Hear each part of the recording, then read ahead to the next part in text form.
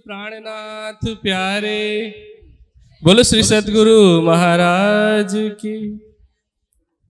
प्राणाधार आत्म संबंधी सुंदर साथ जी, हम सुबह लगभग 11 बजे के आसपास से ब्रह्मवाणी का गायन और वाणी की चर्चा सुनते आ रहे हैं। अध्यात्म के विभिन्न विषयों पे चर्चा हो चुकी है अभी, तो मुझे लगा कि शायद आप में से बहुत सारे ऐसे होंगे जो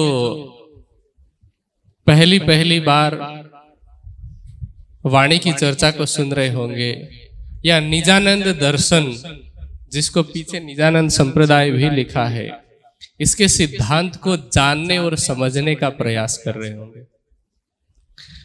तो आप सबके हिसाब से आपके मन में जो भी शंकाएं हैं, जो भी समाधान, जो भी प्रश्न है अध्यात्म के संदर्भ में कि निजानंद दर्शन वास्तव में है क्या, इसमें किसकी पहचान बताई जाती है, क्योंकि दुनिया में पहले से ही अनेक प्रकार के देवी देवताओं की उपासना तो होती आ रही है, लेकिन निजानंद दर्शन का सिद्धांत है कि परमात्मा एक है। अभी जो प्रकरण खुला है, प्रकरण संख्या 6 किरंतन ग्रंथ, और उसकी चौपाई है 7वीं, जिसमें महामती जी कह रहे हैं कि पार ब्रह्म तो पूर्ण एक है, ये तो अनेक परमेश्वर कहा। परमात्मा कितने हैं? एक। यदि एक है तो फिर समाज में अलग अलग मंदिर, अलग अलग मंदिरों में भिन्न भिन्न आकृति की मूर्तियां, जिनके अलग अलग नाम, अलग अलग धाम और अलग अलग काम क्यों? यदि एक है तो धाम भी एक ही होना चाहिए ना। बहुत सारे लोग इस प्रश्न के जवाब में ये तर्क देते हैं कि वैसे तो परमात्मा एक ही है, लेकिन जरूरत पड़ने पर अलग अलग रूप धारण कर लेता है। ये कैसा तर्क है? मान लेते हैं थोड़ी देर के लिए, आपकी बात को मान लिया जाए कि परमात्मा तो एक ही है, लेकिन अनेक रूप धारण कर लेता है। पहली बात तो ये कि अनेक रूप की आवश्यकता क्यों, और दूसरा मान लो ये भी कि उसने अनेक रूप धारण कर लिए, फिर भी उसका धाम तो एक ही होना चाहिए था। यहां आप कहते हैं कि परमात्मा, कोई कहता है कि शिवजी परमात्मा है तो उसका धाम कैलाश है, कोई कहता है कि विष्णु भगवान ही परमात्मा है, उसका धाम वैकुंठ है, कोई अनेक देवी देवताओं की उपासना करते हैं और कहते हैं कि ये जो देवी देवता है ये स्वर्ग में रहते हैं, तो ये स्वर्ग अलग जगह पर है। अभी हमने स्वामी जी से पहले आचार्य हीरालाल जी के मुखारबिंद से भी जब चर्चा सुनी तो उन्होंने भी बताया कि किस तरह से 7 लोक हैं ऊपर के, अलग अलग लोकों में अलग अलग देवी देवताओं का वास है। यदि परमात्मा एक है तो वो एक स्थान पर होगा, भले ही मान लो थोड़ी देर के लिए कि अलग अलग रूप धारण कर लेता है, लेकिन फिर भी वो स्थान तो एक ही होगा ना। जैसे उदाहरण के लिए मैं श्री प्राणनाथ ज्ञानपीठ से आया हूं, कल मैंने पूरे बाह का कुर्ता पहना, आज मैंने शॉर्ट पहना, हो सकता है जरूरत पड़ने पर मैं टी शर्ट पहन लूं, शर्ट पहन लूं, अलग अलग रूप धारण कर लूं। अभी मैं टकला हूं, कल परसों तक मेरे सिर में बाल थे, मैं दाढ़ी थोड़ी लंबी कर लूं, वेशभूषा तो अलग अलग हो गए ना, लेकिन आप लोग मुझे कहां से पहचानेंगे कि मैं श्री प्राणनाथ ज्ञानपीठ से आया हूं। इसी तरह से यदि ये मान भी लिया जाए कि परमात्मा अलग अलग रूप धारण कर लेता है, फिर भी धाम तो एक ही होना चाहिए था। इसका सीधा सीधा मतलब ये है कि जो भिन्न भिन्न देवी देवताओं के नाम से अलग अलग धामों की परिकल्पना की जाती है, ये धारणा गलत है। हाँ, उसके नाम अलग अलग हो सकते हैं, वो नाम भी इस संसार में पहचान के कारण है, क्योंकि नाम अलग अलग प्रकार के होते हैं। नाम अलग अलग भी होते हैं और अलग अलग प्रकार के भी होते हैं। जैसे आपने गुजराती व्याकरण भी पढ़ा होगा, अंग्रेजी भी पढ़ी होगी या हिंदी का भी व्याकरण पढ़ा होगा, तो व्यक्तिवाचक नाम होता है, जैसे अशोक, प्रकाश, नीरज, ये सब ये व्यक्तिवाचक नाम है। इसी तरह से गुणवाचक नाम होते हैं, जैसे काला, गोरा, ठिगना, बौना, ये सब, ठीक है, प्यारा, ये गुणवाचक नाम है। फिर समूहवाचक नाम होता है, इस तरह से द्रव्यवाचक नाम होता है, भाववाचक नाम भी होते हैं। तो परमात्मा का जो नाम बताया जाता है या अलग अलग नाम बताए जाते हैं, वे सभी नाम गुणवाचक और भाववाचक है, व्यक्तिवाचक नहीं है। व्यक्तिवाचक नाम तो कोई रखता है ना, जो उससे पहले से ही हो वो रखता है। आपने अपना नाम खुद तो नहीं रखा है, आपका नाम किसी ने रखा होगा। हाँ, आपके गुणों के आधार पर आपके अलग अलग पद हो सकते हैं। कोई मुझे भैया कह के बुलाएगा, कोई मुझे आचार्य कह करके भी बुला सकता है, कोई मुझे बेटा कह करके बुला सकता है, कोई गुरुजी कह के बुला सकता है। मैं तो एक ही रहूंगा ना। जब मैं भाई का फर्ज अदा कर रहा हूँ, सामान्य व्यवहार की भाषा में कोई भाई या बहन मुझे भाई कह सकती है। जब मैं ज्ञान का उपदेश कर रहा हूं तो कोई मुझे आचार्य कह सकता है या गुरु कह सकता है, लेकिन रहूंगा तो मैं एक ही। मेरे गुण कर्म और स्वभाव में परिवर्तन नहीं होगा। हाँ, काम अलग अलग हो सकते हैं अलग अलग अवस्था में। तो इसी तरह से परब्रह्म के गुण कर्म और स्वभाव के आधार पर नाम अलग अलग हैं, लेकिन वो नाम भाववाचक और गुणवाचक है, व्यक्तिवाचक नाम नहीं है। चौपाई क्या कह रही है? पार ब्रह्म तो पूर्ण एक है, ये तो अनेक परमेश्वर कहावे। दुनिया वाले क्या मानते हैं कि अनेक प्रकार के परमात्माओं की, अनेक प्रकार के ईश्वर की उपासना करते हैं, और कई बार तो कहते हैं कि परमात्मा एक है, ईश्वर एक है।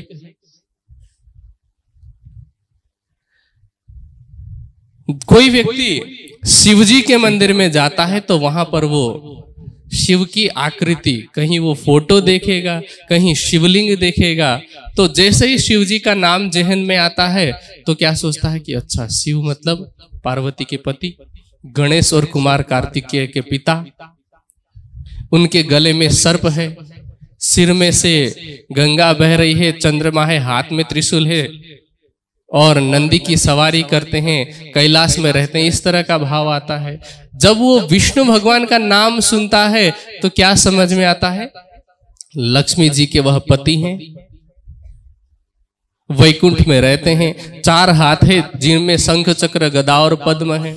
श्री राम के बारे में सुनता है तो सोचता है कि ये सीता के पति हैं, उनके 3 और भाई हैं, भरत, लक्ष्मण और शत्रुघ्न, दशरथ के वो पुत्र हैं, उनकी 3 माताएं हैं। रामायण पढ़ेगा तो यही समझेगा। जब वो श्री कृष्ण जी के बारे में याद करता है कृष्ण जी को, तो जिनके पास ब्रह्म ज्ञान, तारतम ज्ञान नहीं होगा, वो क्या सोचेगा कि ये विष्णु भगवान के 24 अवतारों में से एक अवतार है।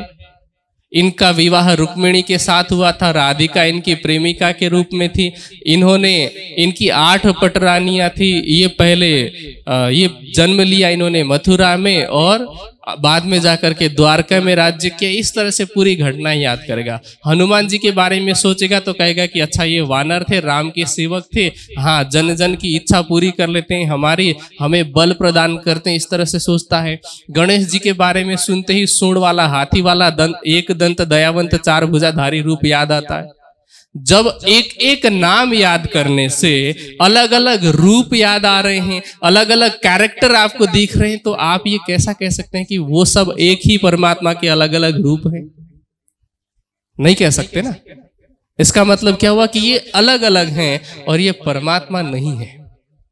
हाँ, इनके नाम से अलग अलग महापुरुष हुए हैं। महापुरुष, महान योगी हुए, महान तपस्वी हुए, साधक हुए, सेवक हुए, मर्यादा पुरुषोत्तम हुए, लीला पुरुषोत्तम हुए, योगीराज, योगेश्वर हुए। लेकिन परमात्मा कितने हैं?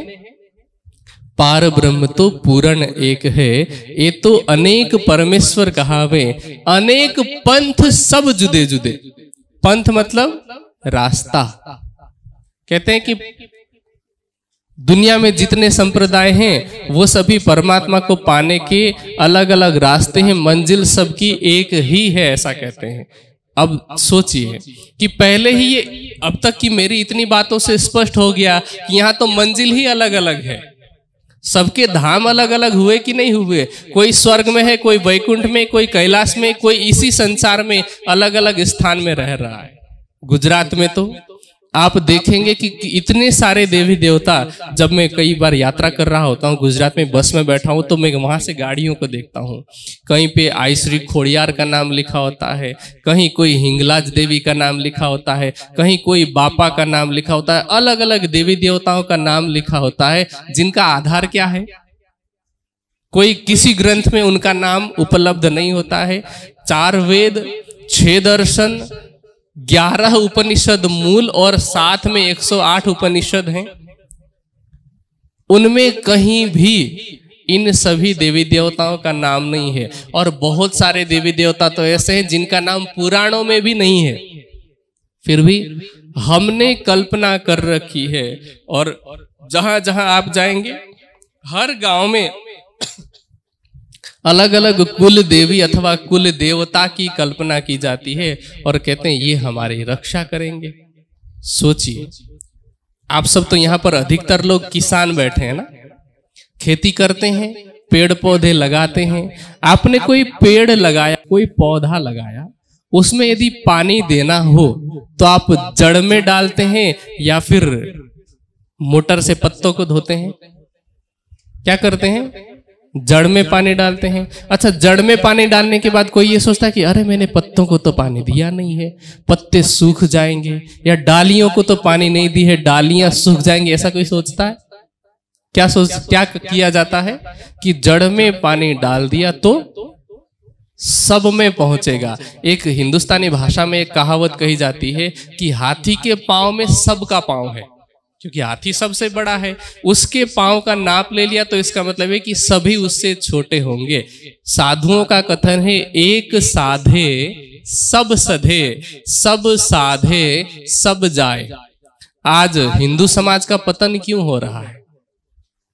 कि वह एक परमात्मा को छोड़ करके अनेक के पीछे भागता है, और फिर अनेक के जब पीछे भागता है तो उनमें से कोई भी नहीं मिल पाता है।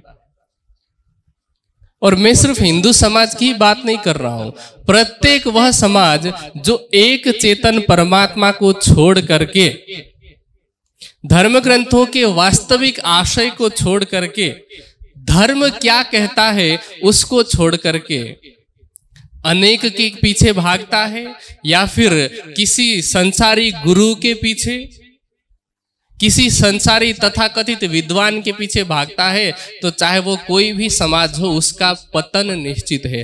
चाहे वो हिंदू हो, मुस्लिम हो, सिख, ईसाई, जैन, बौद्धिस्ट, कोई भी हो, पीछे जितने मत मतांतरों का नाम लिखा है उनमें से कोई भी यदि धर्म की मर्यादा को त्यागेगा तो उसका नाश होना निश्चित है। तो एक बार क्या हुआ कि कुछ मित्र थे अलग अलग संप्रदाय के, अलग अलग मत मतांतर के। उनमें से जो हिंदू था उसको इस बात पे गर्व था कि मेरे तो 33 कोटि देवी देवता है। वो मानता था 33 करोड़। तो उसने कहा कि मेरे तो 33 करोड़ देवता है। तो जो दूसरे मत मतांतर वाले थे, इस्लाम और ईसाई मत वाले, क्योंकि वो तो एक को मानते हैं, हाँ विकृति उनमें भी है अलग, उस विषय में भविष्य में किसी दिन चर्चा होगी, आज तो समय कम है। तो आपस में ये बात चली कि किसका धर्म बड़ा है, किसके देवता बड़े हैं। तो उन्होंने निर्णय लिया कि जाते हैं पहाड़ी की चोटी पर से कूद जाते हैं, अपने अपने इष्ट का नाम लेंगे, आराध्य का नाम लेंगे, जो आकर के बचा लेगा उसका धर्म सबसे बड़ा माना जाएगा। तो जो हिंदू था कूदा सबसे पहले और कहता है जय श्री राम, कूद गया। थोड़ा नीचे आया तो उसको लगा कि अरे मैंने भगवान विष्णु का नाम तो लिया नहीं, तो कहने लगा ओम नमो भगवतो वासुदेवाय। अब विष्णु भगवान आने के लिए तैयार हुए, इतने में कहता ओम नमः शिवाय, ओम नमः शिवाय, बचा लो बचा लो। विष्णु जी को लगा कि अरे मुझे नहीं बुला रहा है, शायद सुनने में गलती हुई है, ये तो शिव जी को बुला रहा है। अब शिव जी जैसे ही आने वाले थे तो जय गणेश जय गणेश जय गणेश देवा, वो मंत्र उसने बदल दिया। शिव जी सोचने लगे अच्छा बेटे को बुला रहा है, मुझे नहीं बुला रहा है। अब गणेश जी आने के लिए तैयार हैं, तब तक वो हनुमान जी को बुलाता है, जय हनुमान ज्ञान गुण सागर जय कपीस तिहु लोक, सबकी रक्षा करते मेरी भी कर लो। अब गणेश जी सोच रहे मुझे नहीं बुला रहा, ये तो हनुमान जी को बुला रहा है। ऐसा करते करते वो गिरा नीचे, पहुंचा ऊपर। तो अब वहां गया, कहां पहुंचा पता ही नहीं, क्योंकि एक इष्ट होता तो एक लेने आते। कहने में यह हास्यास्पद बात है, आपको भी हंसी आ रही है, मैं भी हंस के सुना रहा हूं, लेकिन बात तो ये दुखद है ना। गीता में कृष्ण जी ने कहा कि हे अर्जुन, उस परमात्मा को पाने का मार्ग है अनन्य परा प्रेम लक्षणा भक्ति। अनन्य मतलब एक के अलावा अन्य किसी की भक्ति न करना, उसको कहते अनन्य प्रेम लक्षणा भक्ति। और कृष्ण जी ने कहा पुरुषः स परः पार्थ भक्त्या लभ्या तु अनन्या, कि हे अर्जुन, उस परम पुरुष उत्तम पुरुष परमात्मा को तो अनन्य प्रेम लक्षणा भक्ति के द्वारा पाया जा सकता है। एक को छोड़कर के अनेक की उपासना करेंगे तो परमात्मा की प्राप्ति नहीं हो सकती। कबीर जी ने तो और कड़े शब्दों में कहा, कहते हैं पतिव्रता के एक पति, वेश्या के 10-20। पतिव्रता जो स्त्री होती है उसका पति जैसे एक होता है, उसी तरह से आत्मा का जो प्रियतम है वो भी कितने होंगे, कितने होंगे आप बताइए ना। आपको लगेगा कि मैं अपनी तरफ से बना के कह रहा हूं, आपको पता है पतिव्रता स्त्री के पति कितने होते हैं, सवाल ही बहुवचन में, लेकिन पति होगा एक। अच्छा, कोई स्त्री गर्व के साथ कहने लगे कि मेरे तो एक नहीं, मेरे तो करोड़ों लाखों पति है, तो आप उसको क्या मानेंगे, पतिव्रता? वाणी कहती है पतिव्रता पणे सेविये न थये वेश्या जेम, एक मेली ने अनेक कीजे तेणी थाए धनीवट केम। यदि एक को छोड़कर के अनेक की उपासना करते हैं तो वो अनन्य भक्ति नहीं है।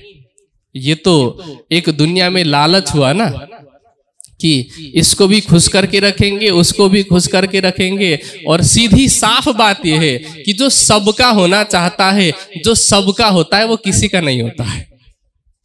जो सबका होता है वो किसी का नहीं होता है। सोचिए कि मैंने तो लाखों करोड़ों की बात कर दी, यदि कोई व्यक्ति चाहे स्त्री हो चाहे पुरुष हो, एक के जगह पर अनेक प्रेमी या अनेक प्रेमिकाओं को रखते हो, और यदि उन लोगों को पता चल गया तो उनमें से कोई रखेगा, उनमें से कोई विश्वास करेगा?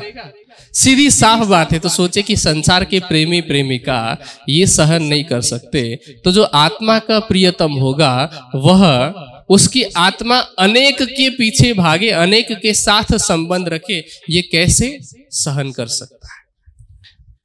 इसीलिए जो संसार में अनेक पंथ हैं और अनेक पंथों के अपने अपने अलग अलग ग्रंथ तथाकथित रूप से बना रखे हैं, या जो आर्ष ग्रंथ है उनका अपने अपने तरीके से अर्थ कर रखा है, वे सभी अपने आप को कहते हैं कि हम सच्चे हैं, कहते कि हमारा मत सच्चा है, हमारी मान्यता सच्ची है, और जिन देवता को हम मानते हैं वो देवता सच्चे हैं। मैं किसी देवी देवता को झूठा नहीं कह रहा हूं, झूठे तो आप हैं, क्योंकि देवी देवता तो हमारी तरह ही एक जीव हैं।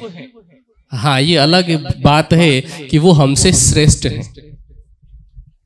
चाहे वो कोई भी, आप किसी भी देवी देवता का नाम ले लीजिए, वे इस संसार में आए हैं, क्यों आए हैं? भक्ति करके उस परमात्मा को रिझाने के लिए।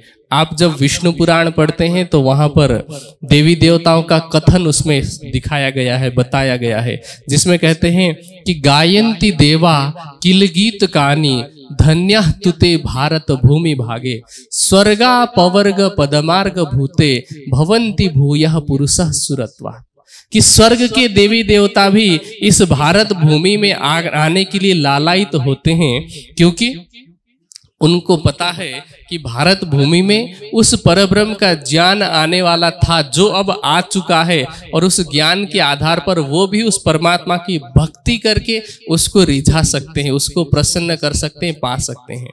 स्वयं जिनको हम त्रिदेव कहते हैं, ब्रह्मा विष्णु महेश, वो भी देवी भागवत में कहते हैं कि मैं ब्रह्मा हूँ, मैं विष्णु हूँ, मैं शिव हूँ। ऐसा कहते हुए हम उस परमात्मा की माया से मोहित होते आ रहे हैं, लेकिन वो परमात्मा कौन है उसके विषय में हमें भी पूर्ण ज्ञान नहीं है। हाँ, इतना पता है कि हमसे ऊपर की कोई शक्ति है जिसको हमें पाना है।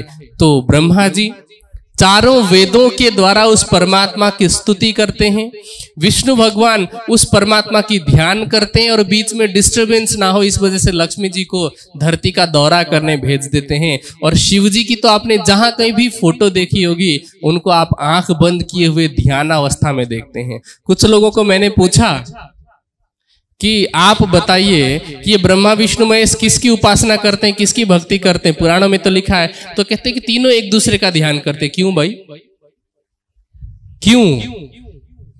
तीनों को एक दूसरे से क्या चाहिए?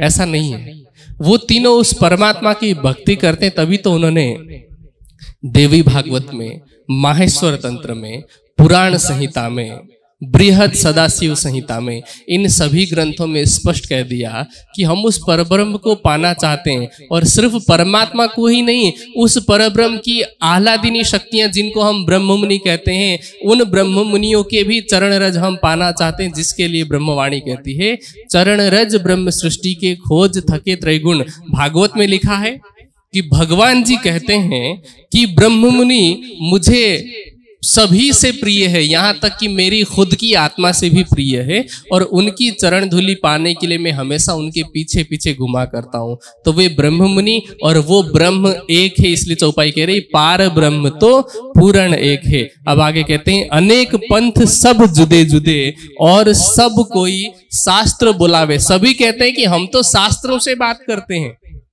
सबका ये मानना है कि हम तो शास्त्र सम्मत है, मतलब हमारे विषय में धर्म ग्रंथों में प्रमाण लिखा हुआ है। और प्रमाण को वो कैसे घटाते, बहुत हंसी आएगी आपको।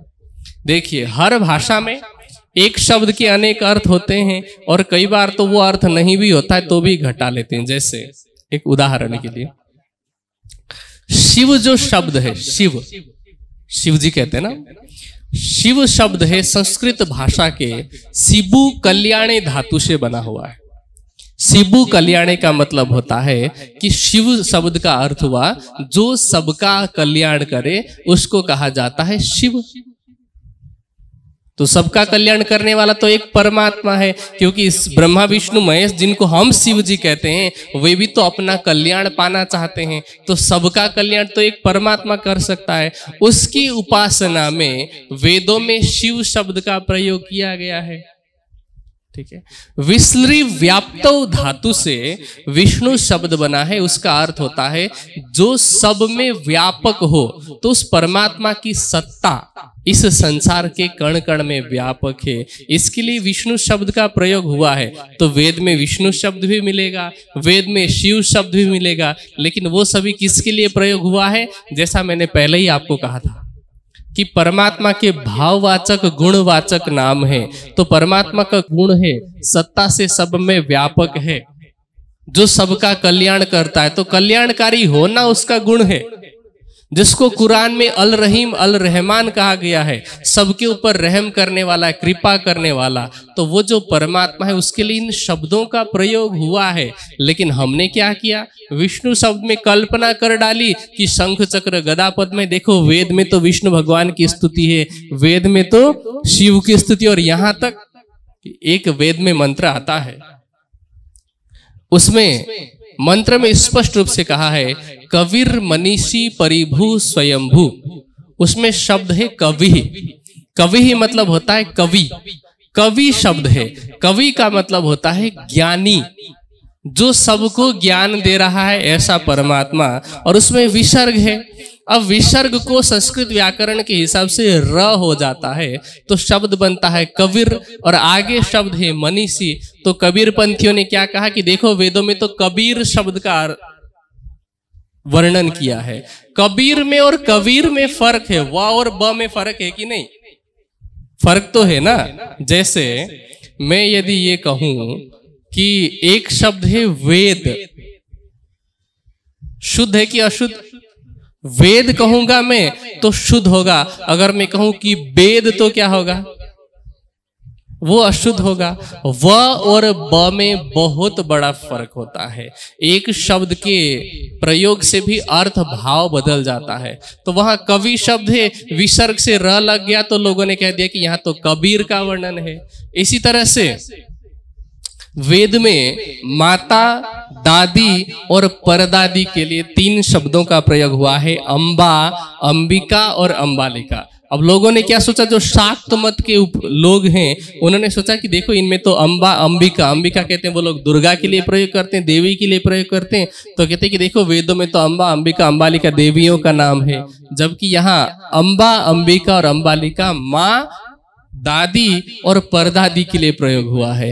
तो शब्दों का अर्थ न समझने के कारण सब लोग क्या सोचते हैं कि हमारा जो मत है वो शास्त्रोक्त मत है। अब शास्त्रोक्त है कि नहीं उसको समझने के लिए तो शास्त्र पढ़ना चाहिए। शास्त्रों को समझने के लिए पहले थोड़ा बहुत तो अध्ययन होना चाहिए ना। हमने कुछ पढ़ा नहीं और कहीं एक शब्द मिल गया तो हम कहने लगे कि देखो देखो इसमें तो नाम आया है। केवल नाम आने से क्या होता है, एक संस्कृत में तो एक बिंदी मात्र से भी कितना बड़ा फर्क पड़ता है। मैं आपको बताऊं, वेद में एक शब्द आया है मास। मास मतलब होता है उड़द।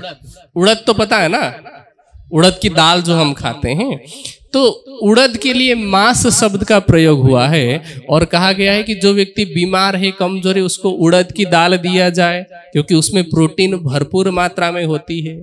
अब लोगों ने क्या कहा कि प्रोटीन के लिए मांस की जगह पर एक सिर्फ बिंदी लगा दी तो क्या शब्द बना, मांस। तो कहने लगे कि वेदों में भी देखो मांस खाने का विधान है। सोच क्या है।